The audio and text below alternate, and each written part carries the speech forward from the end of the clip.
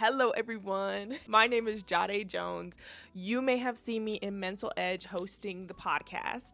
If you haven't watched any of our previous podcasts, you should watch it after this video and you'll know a little bit more about Mental Edge. Today, I'm doing something a little bit different.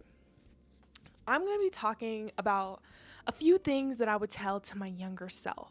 And I don't know if you guys can tell right now, but okay, when I started talking to the camera, for some reason I just got nervous, and I don't know why. Like, I've talked to the camera before, but I'm learning how to get comfortable with it, which is so weird because my younger self, the person we're going to be talking about today, my younger self though, loved talking to the camera.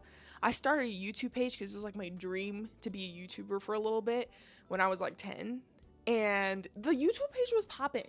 I was showing people how to do the splits and stuff. I was like, hey guys, I'm gonna show you how to do the splits. And you know, everybody, they wanted to see my downfall. So somebody told my dad, and it was an adult at our church, and I had to take the video down and shut down my page. So I couldn't win then, but I'm winning now. Anyways, let's hop into the subject of today's video, and that is 3 things I would tell my younger self. I'm gonna try to keep this nice and brief, just to paint the picture and give you some preface of who my younger self is. I'm talking about like my 15, 16, 14, the teenage years, you know what I'm saying? The high school years.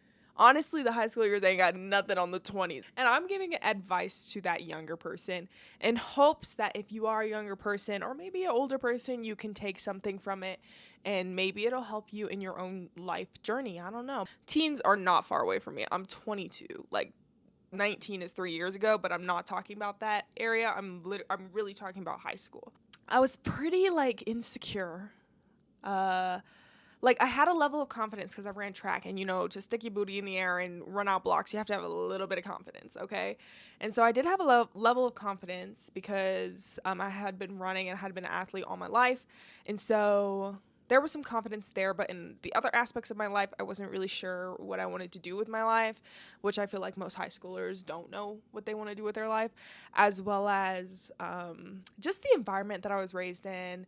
It wasn't really emotionally supportive, and so I was dealing with a lot of that, and so I was trying to figure out my emotions as a 15, 16-year-old, as well as try to like perform, as well as try to figure out my life, as well as try to deal with what I was dealing with at home. You get the gist. It was not ideal for like a 15, 16-year-old.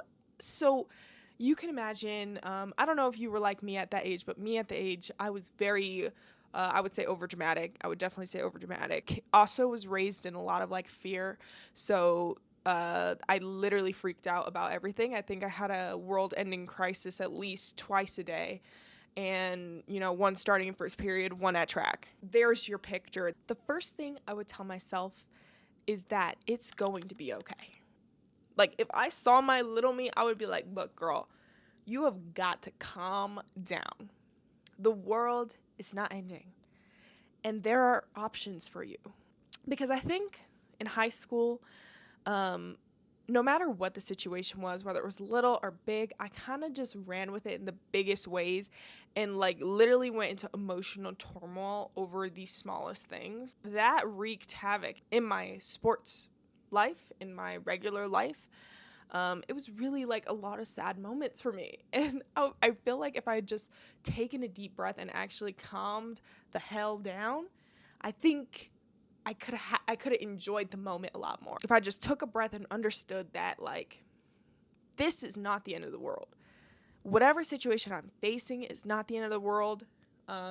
There is so much more life to live. You need to just enjoy the moment, be present, and enjoy whatever you're doing to its fullest. And that's what I would tell her. Would she listen? Would it register? Probably not.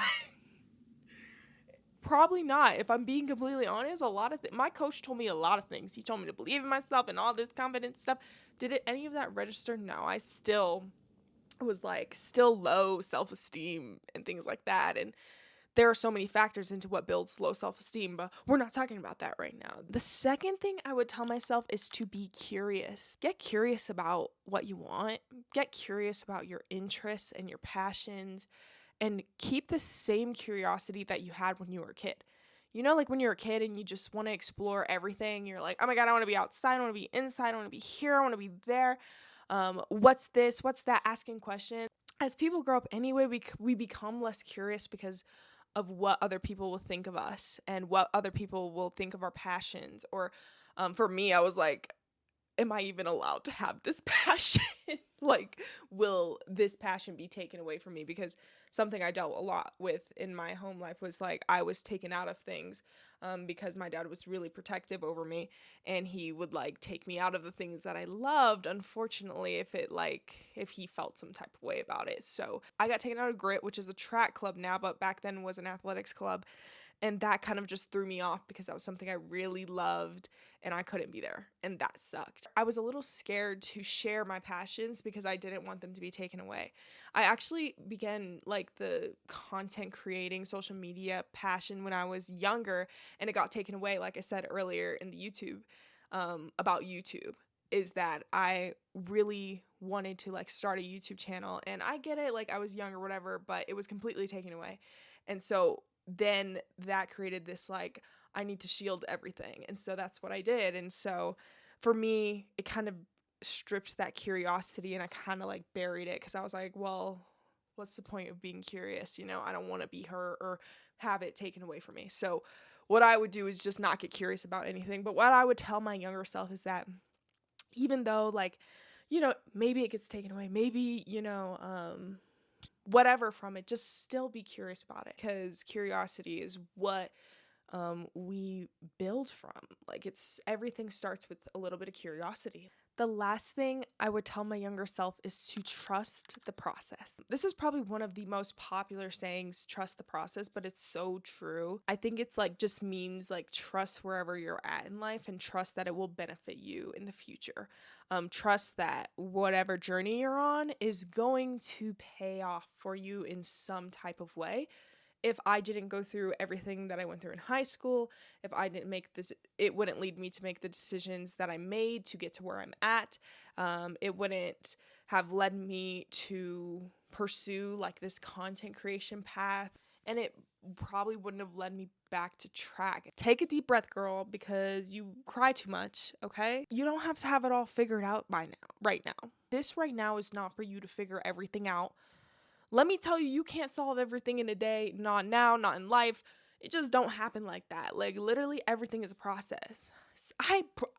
Where the world is where things happen in a day, yeah, I need to see that world. I need to be there because that's how my brain moves. Like, and I still deal with that today. Jumping the gun, like I need to solve every problem, emotion today. I be trying to solve emotions. Y'all ever tried to do that? That's hard.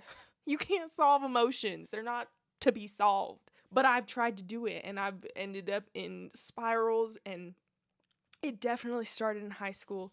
I tried to solve everything in my life, and I felt like such a problem in my life, and I was like, oh, everything needs to be solved. But really, nothing needed to be solved. I just needed to trust whatever process I was in and make some goals for myself.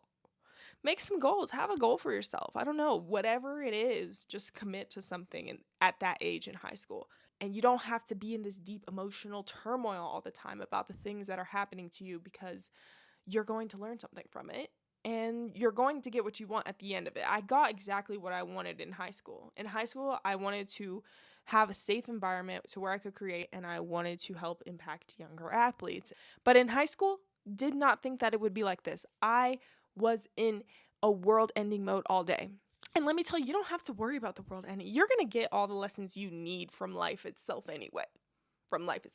Past high school. So don't worry about trying to find all the lessons. They'll come to you. I think the whole general gist is that if you're in high school and you feel like all of this emotion and you feel like maybe it's bleeding into your performance in school or your performance in athletics, and you're not sure how to deal with it, I would really just suggest it. Like, take a deep breath. You can confide in someone you trust, and just really kind of just take a step back and just understand that you will be okay. The world is not ending. The world did not stop. You're going to be fine. Time will pass. Things will pass. Stick to whatever you're curious about and just keep going that direction. And overall, understand that confidence is built, honey, okay? You can't just proclaim confidence and then you're just confident that same day. You gotta proclaim confidence every day and build it. Stuff is not built in a day. Oh, but the most important thing, I'm adding another thing that I would tell myself is your mental is more important than you think. And that is why we literally have mental edge in this podcast. I'm all adding a fourth one. Sorry, this is the bonus one. Your mental is everything, girl. You've got to work a little bit on it. You can't approach everything with just physical. Your physical can only get you so far. Your mental has to play a part in the game too. And I honestly did not think that a lot in high school. I knew, like, me and my coach had this thing where he would, like, text me, I can do all things every day. Because I was just really, really low on my self-esteem and didn't think I could achieve a lot. And he would text me that, and that helped my mental a good amount. But I think there was more that I probably could have done. But I probably just, looking back, I just wasn't in that space, and I had no idea of perceiving how important the mental was. Every athlete that we see on the big stages has some form of mental strength, okay, to get them there. So you can't do it without your mental. I did not think that in high school. I was like, well, my physical can get me here, so that's all I need a little bit of mental, a lot of physical. You need a lot of mental, and the physical will follow. And right now in my life, in the stage of the 20s, I'm learning about the mental. I've built confidence throughout the years in life situations in different areas of my life. And now it's time to build more confidence on the track and get familiar with it again. If you didn't know, I quit track for 4 years and now I'm running again. I will make a video on that one day, but that's not today. I'm exploring that mental side of things. It's really all a mental game at the end of the day. It was a mental game when I was younger, except for, like I said, I just don't think I had the capacity at the time to focus, to think about my mental, to think that that was a factor. Like, for me, everything was just so emotionally a lot that I wasn't even thinking about how my own mental health was. Those are the things that I would say to my younger self. But then I'd probably end our conversation with something like, girl, just believe in yourself. You got this. Like, look at me. We're good. Like, you're going to be fine. And I would tell her, like, look, you are perfect just the way you are, and understand that you got this in the bag, okay? And she would probably look at me like, okay. That wraps up my quick podcast video for you guys. Believe in yourself and go for what you want no matter what anybody says.